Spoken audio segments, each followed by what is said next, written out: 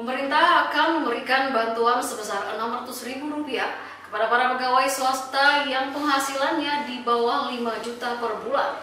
Bantuan tersebut ditargetkan akan cair pada September 2020 mendatang. Namun, Menteri Keuangan Sri Mulyani Indrawati mengatakan BLT tersebut hanya diberikan kepada karyawan swasta yang menjadi peserta BPJS Ketenagakerjaan atau BP Jam Sostek. Pemerintah menggelontorkan subsidi gaji berupa bantuan langsung tunai kepada karyawan swasta dengan gaji di bawah 5 juta per bulan.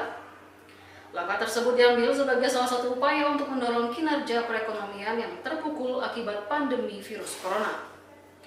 Dikutip dari Kompas.com, Menteri Keuangan Sri Mulyani Indrawati menjelaskan, penyaluran bantuan kepada pegawai swasta yang tidak menjadi peserta BP Jam Sostek merupakan tantangan bagi pemerintah.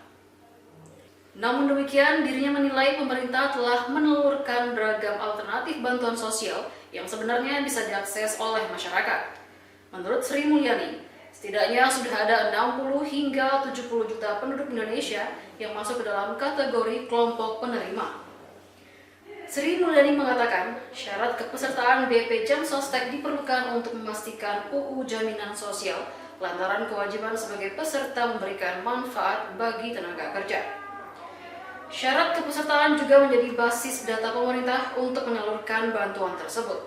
Dengan demikian, pemerintah bisa menghindari konflik penyaluran bantuan lantaran sudah memiliki data penerima baik nama, alamat, hingga nomor rekening.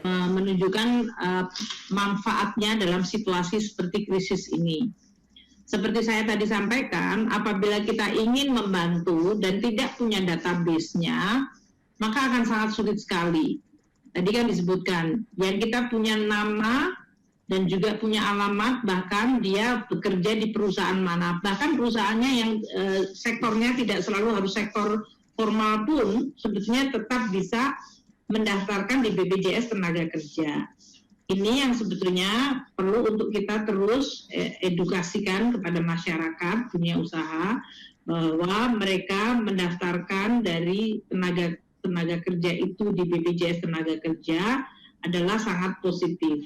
Sehingga bagi kita untuk bisa membantu mereka yang di bawah 5 juta ini, sekarang paling tidak kita sudah mendapatkan nama, alamat, dan bahkan sekarang kita minta nomor account mereka untuk bisa dilakukan eksekusi bantuan pemerintah.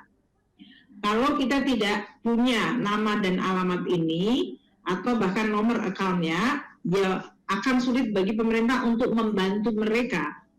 Nanti yang akan terjadi, pasti akan terjadi banyak sekali kekisruhan. Jadi memang dalam situasi ini kita akan terus melakukan terus-menerus apa yang disebut registrasi dengan tetap berpegang kepada institusi yang memang selama ini sudah memiliki datanya.